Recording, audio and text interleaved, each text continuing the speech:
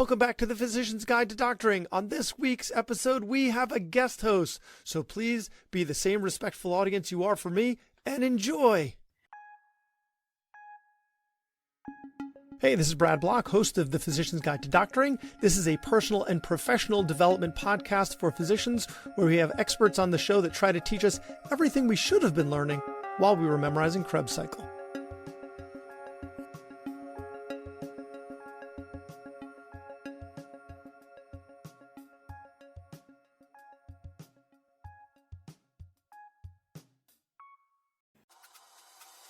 Doctors change lives every day, but what happens when life changes yours? A single injury, a sudden illness, your career, your income, your future can shift in an instant. The best physicians don't just plan for success, they protect it.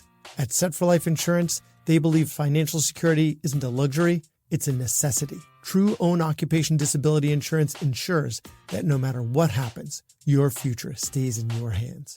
Because protecting your income means protecting everything you've built. Visit drpodcastnetwork.co/setforlife today. Secure your future before life makes that choice for you. Welcome back. Today we have an extraordinary conversation about medicine, motherhood, and the power of travel with the incredible Dr. Chrissie Ott, a double-boarded internist and pediatrician with a passion for helping others reclaim joy and purpose. Dr. Chrissie's journey into motherhood was anything but conventional.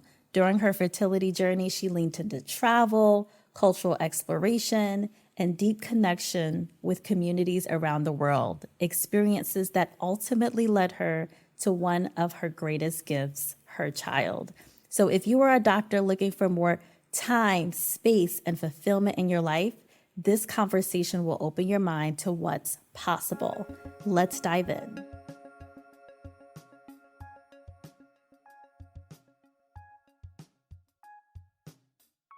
Welcome, everyone. I'm your host, Dr. Christine Goins, and today we are so overjoyed to have Dr. Chrissie Ott with us. Welcome, Dr. Chrissie. Thank you, Dr. Goins. It is a pleasure to be with you today. Before we get into your motherhood story, can you take us back to what life looked like before you started a family and started your fertility journey? What were you juggling personally, professionally? Yeah, it's such a relevant question because, like many people in medicine, I put off the question of having children into my 30s because I was quite busy training. And for me, it didn't make sense at that time to start a family. So when my wife, Sue, and I got together and got married 20 years ago, as of last week, we decided pretty early on, we really want to have a family together.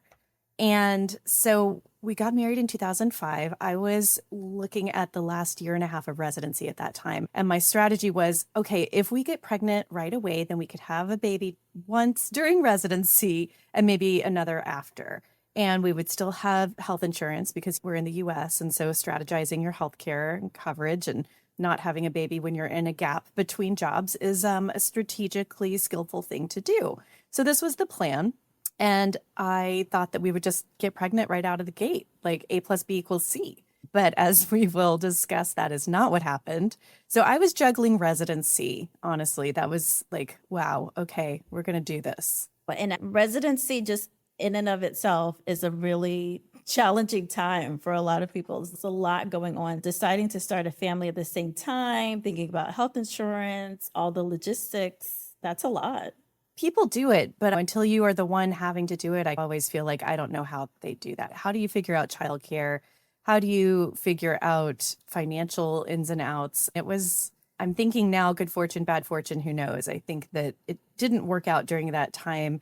And perhaps I was protected from certain difficulties because it didn't work out the way that I first most wanted it to. Yeah, I think I was spared a certain kind of difficulty by not succeeding in our first efforts at getting pregnant. The story of those early days, though, is an entertaining one. As we were two women in a relationship, we needed to find a donor to have a baby. And my first thought was, we will try to get pregnant with my wife's brother so that there's a genetic linkage. And in same-sex families, this is often something that people explore with variable stories of success. Or in our case, her brother was single and young and very supportive and super willing. And so the very first time we decided to inseminate, we rented a hotel room and left him to create the material with his girlfriend. We're just going to call it the material. While we went downstairs and had a drink at the bar, and then we switched places.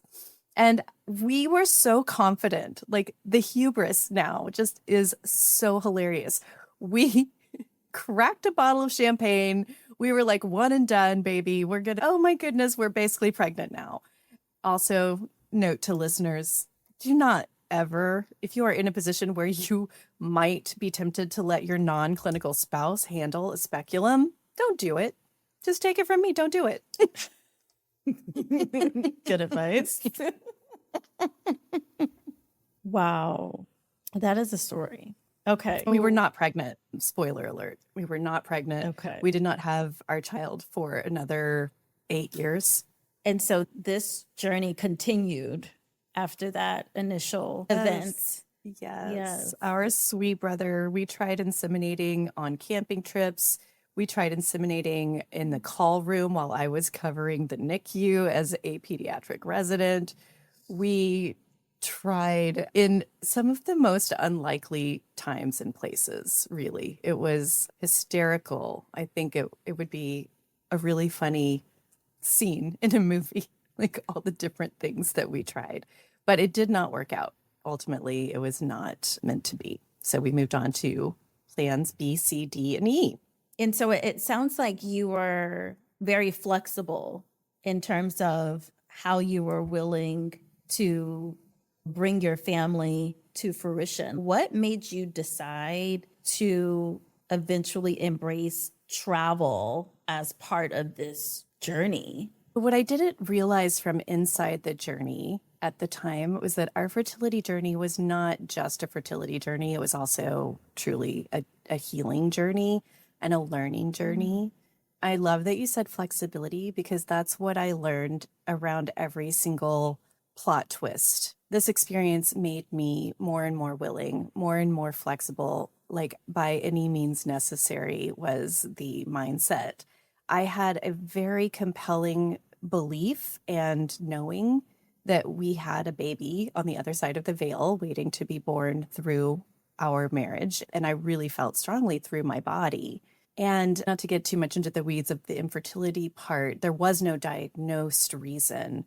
But our flexibility after a pause was we returned to trying to inseminate at home with sperm from a sperm bank, which that whole process is like you go through lists and lists of donors and you are selecting them based on rather superficial traits, honestly, which is interesting. And if you pay more, then you can listen to them get interviewed. If you haven't been down this road, you actually can listen to them talk about their childhood. You can see baby pictures up to adult pictures. It's nice that they're in medicine, or it's nice that they are tall. And you're like, oh, I didn't know that I cared about height. If I were figuring out who to be with in life, not all of these traits would be what I'm leading with for compatibility.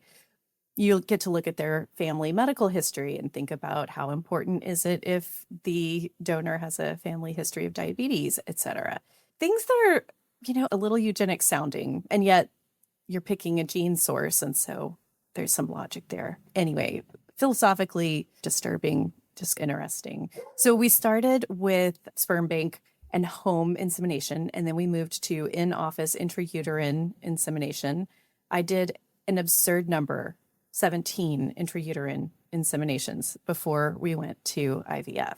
We did 2 rounds of IVF, and the first time we did get pregnant, but unfortunately we lost that little embryo at 6 weeks, which was one of the most difficult passages of time in either of our entire lives. It was fraught with financial stakes. It was fraught with people being confused about how to be solid friends during this time. It was truly just a massive punctuation mark in our lives, that loss. And our entire identities at this point were attached to our journey of becoming parents. Like we felt like parents that happened to not yet have their child physically manifested. And we were convinced, even though all signs pointed to no. I was like, that doesn't make sense. I've done all the things. And what I know now energetically is that we were gripping this vision instead of holding it with an open hand. Like when you try to grip sand and it falls through. We were not, especially I'll speak for myself, I was not in an energetically open landing place because I felt so entitled, honestly, to this pregnancy and this baby. And I felt like I was in a powerless power struggle with the universe to wrest what I wanted from its denying hands. And it was heartbreaking. I spent so much time heartbroken. And I know that this is a quiet struggle that is more common than we often acknowledge. So it's a relief to air it and to offer it a little bit of solace and connection to others who are going through something similar or have been through that particular kind of heartbreak.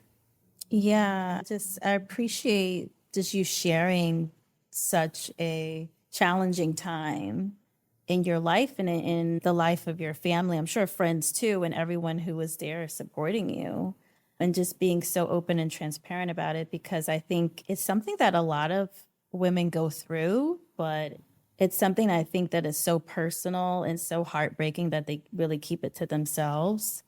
And so I appreciate that you're bringing it. I think it will just be able to touch so many people. I'm wondering, like, when you talked about the grasping, how did you even get from that place of holding on to that place of surrender where you are allowed to let in what you wanted most from the universe? Because that's a really challenging space as well. There was a bit of surrender. That is really what it finally was. I hadn't been open to adoption. We hadn't been open to adoption. And I finally said, okay, universe, I will start to be open to this other way of becoming a parent. And I had friends who had adopted. Of course, when you're on a fertility journey, you meet other people who are on fertility journeys, and some of them ended up with children through adoption wonderfully. So I had outside experience, and my mom actually was a social worker for adoptions much of my growing up life. So yeah, I had warm feelings about it. I just felt destiny-wise that wasn't what was calling me. So I opened the file and started to answer the questions that adoption agencies ask you to answer in preparation to apply to be an adoptive parent. And it was just an openness. But you'll hear this in the stories of many people who adopt and then seemingly by magic become pregnant spontaneously as well. So there was something in there. Led me to travel was that this journey included acupuncture, elimination diets, all kinds of energy work that many people will consider woo and they might dismiss completely. I love the definition now of woo is wildly open to outcomes, and I was wildly open to outcomes. So absolutely did I do energy healing, absolutely. And this is what ultimately led us to be open to travel. So I had a dear friend, Seth, who ventured to the Amazon in Peru and did a 12-day retreat with Shipibo medicine women and men at a place called the Temple of the Way of Light. And this medicine retreat was profoundly life-changing for him. Like, he went from being a dedicated materialist to having a 100% different spiritual, energetic perception of his cosmology and the universe.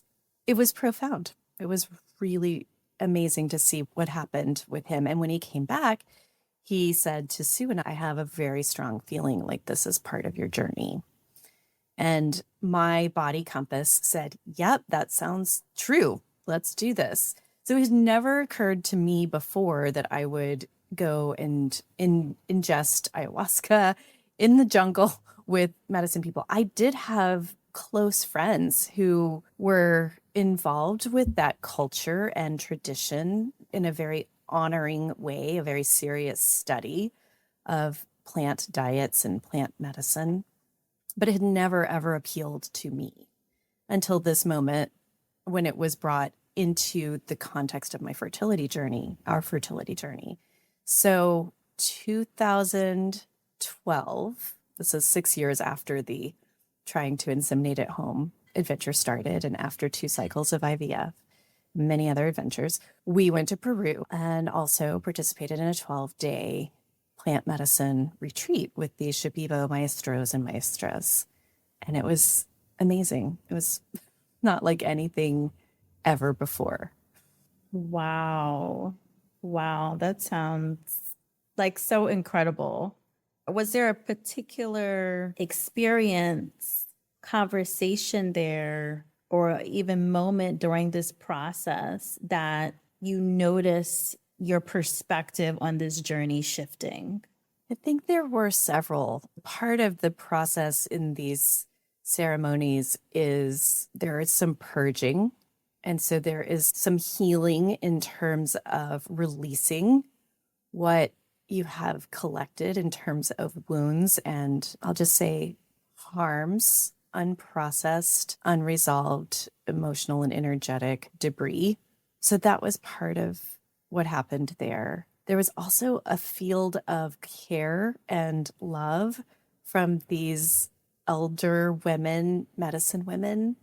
And part of the healing in a true ceremony, I take this medicine very seriously and think it should be honored and contextualized and not colonized, etc. And part of the energy healing that happens there is something called the Ikaro. It is a singing. It's an energy healing through song. And the song is probably a little bit akin to singing in tongues if we were to compare it to Western civilization stuff. There's just an energetic song for each plant. And when they sit in front of you, there's an intuitive sense and direction of what you need to be sung. And this music, this singing vibrates into your body in a way that when you're in the flow of the medicine, you actually physically feel it. So one of the maestros was singing to me and literally just gestured like it's like a come hither gesture. And it immediately called forth like another round of purging. I felt the energy. Like I can't describe it a whole lot more specifically than that, except that it's like you have a system turned on that you didn't know that you could turn on energetically when you are in the flow of the medicine and in the ceremony. The field of care and love and the very specific visuals that come through during a ceremony, some of them are patterns and geometric things and patterns, but sometimes then you'll be given basically like a little lotus blossom opening, like a drop of wisdom in the form of a visual message.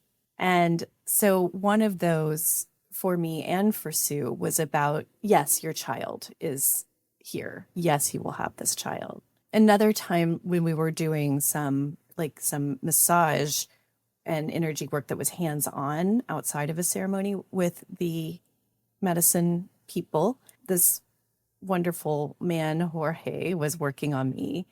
And he said, muchas babies, no problema. You don't have any blockages. You're fine. I have one baby. But it was his confidence that helped me continue to root in my truth that, yes, in fact, we do have this baby waiting for us. I hear all of the reasons that it looks unlikely, and yet I'm still with the yes. I still am with this yes. It's okay to keep going. And I think that was actually what the point that we were at in our seeking this experience was, is it time for us to just let this go enjoy all the pros that are available to a dual income, no kid family, and travel and be aunties and accept that as where our lives are growing. We were willing to listen if that was the message we took away from our experience, but it was not. So we doubled down.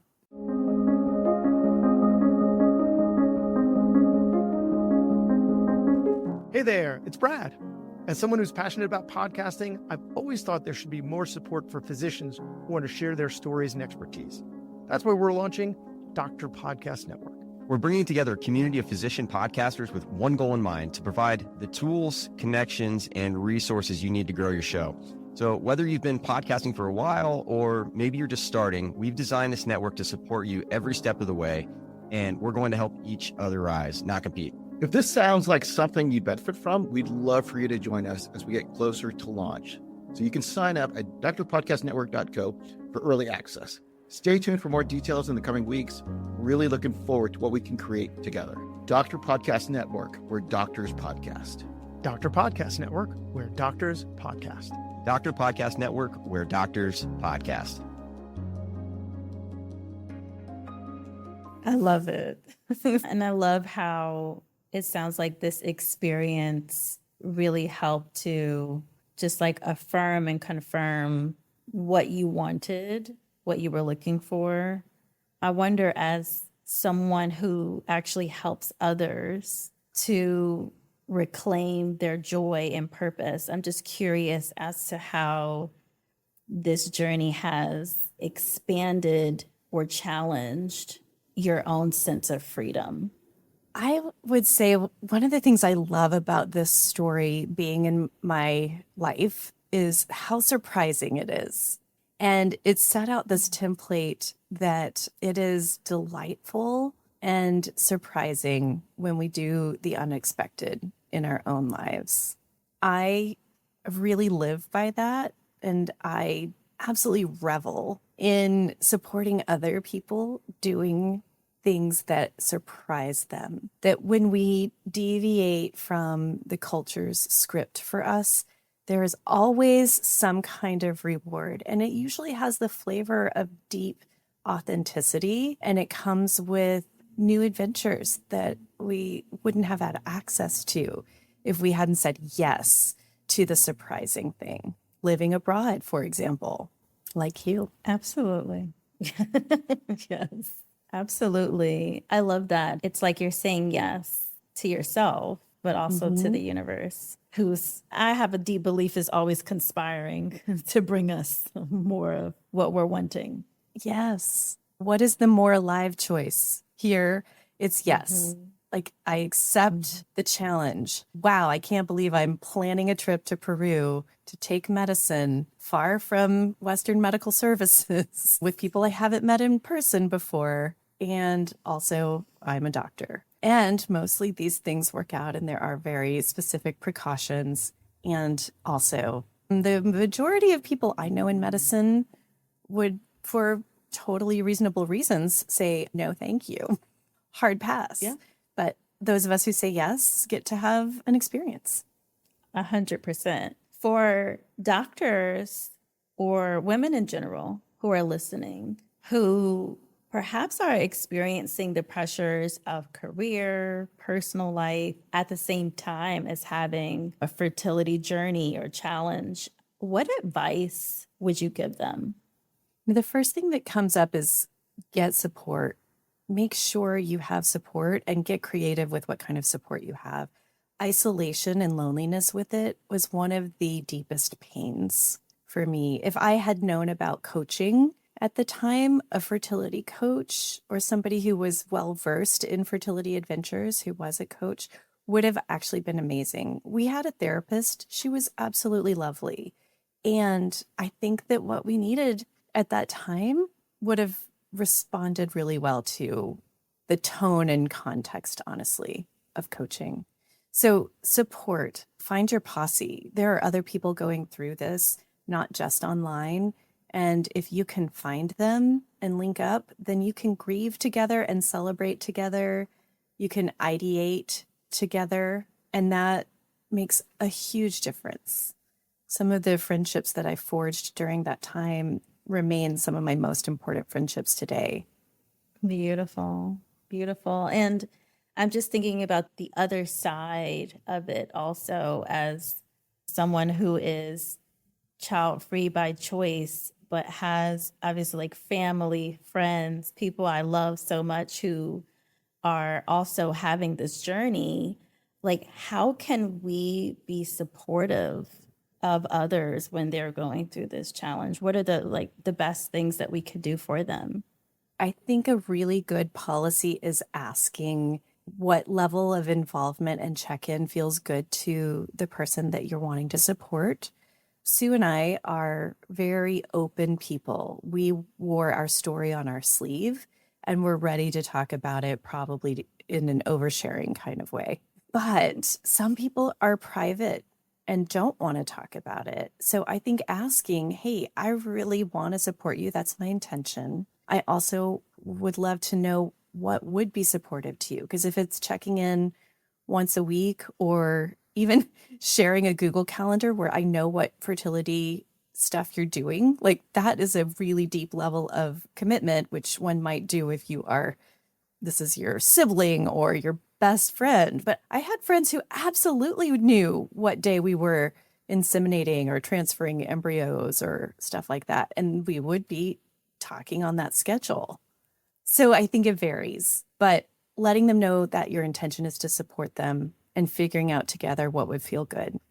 I love that because it also allows it to be very individual and very personalized. And I love that. Yeah. And one of the sweetest things that I remember in the realm of support, I still remember the artichoke black bean enchiladas that one of my close friends brought me the day that we miscarried.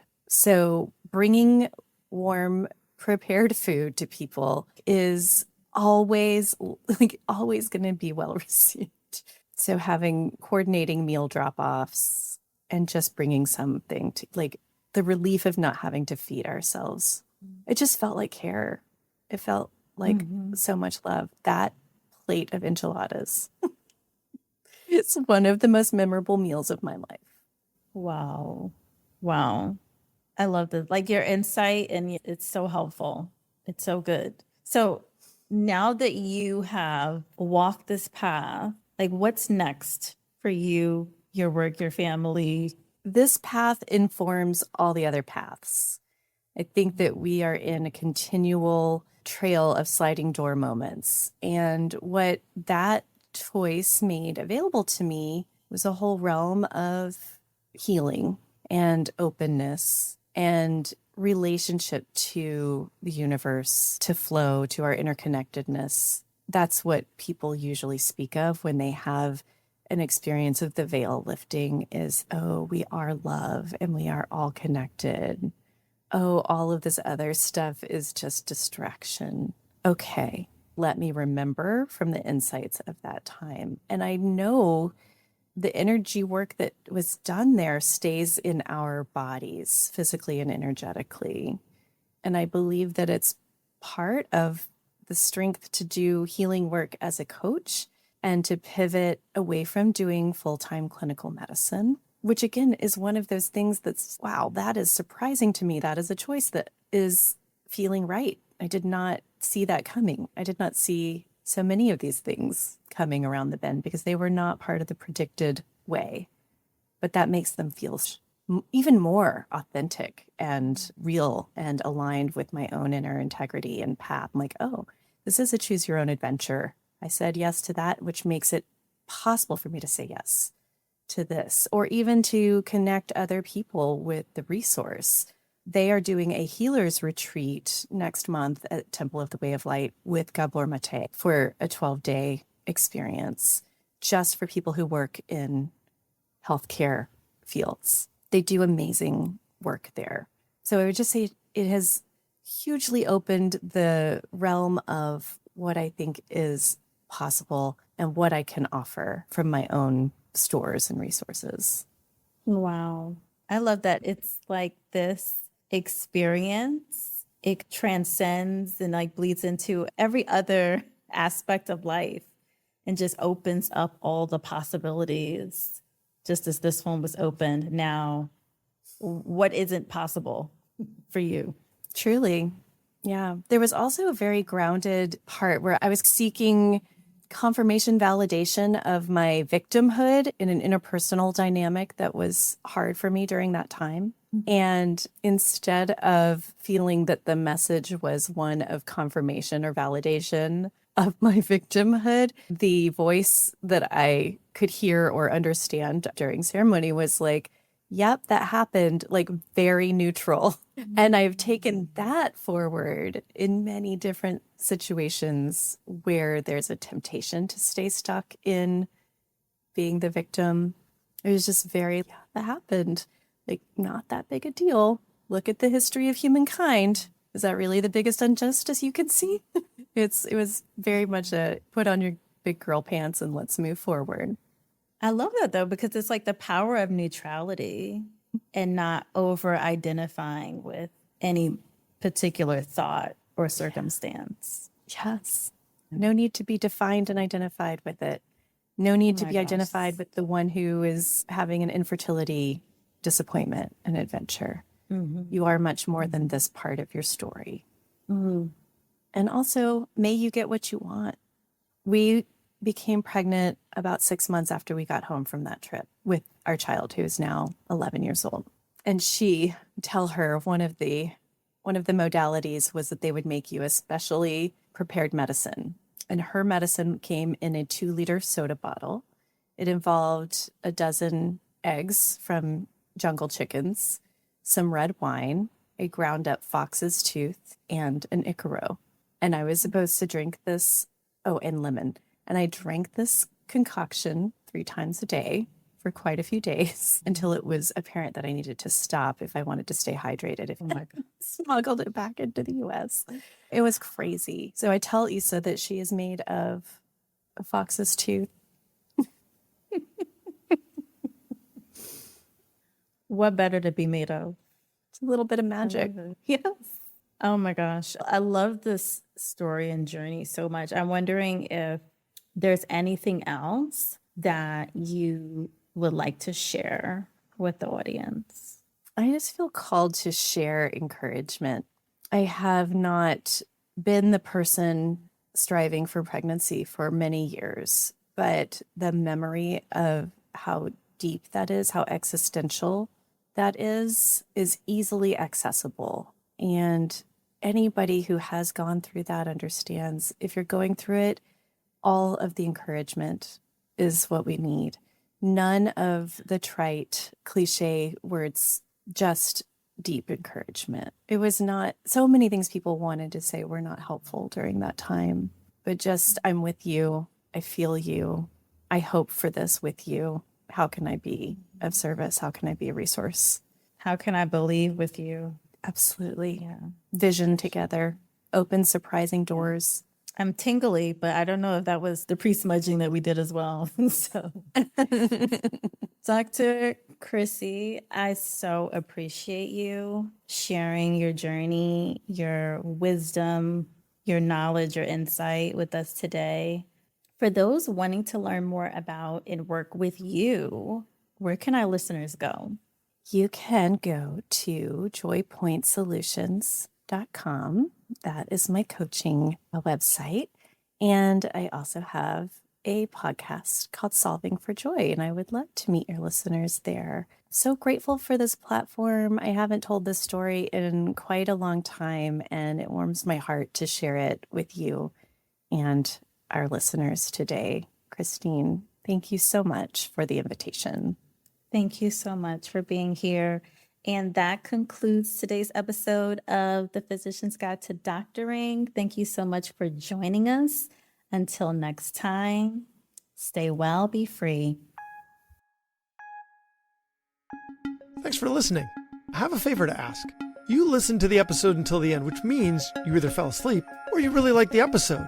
So please share it or like it or comment on a social media post or write us a 5-star review. Something. It would really help me out. And maybe what you learned from this episode can help someone else too. The views expressed in this episode are those of the interviewer and interviewee and don't represent the views of their employer or even their significant other. Even though the magic of podcasting make it sound like I'm talking directly to you. This is not a doctor-patient relationship, and this is not medical advice, or financial advice, or really any advice. Thank us again for listening to The Physician's Guide to Doctoring.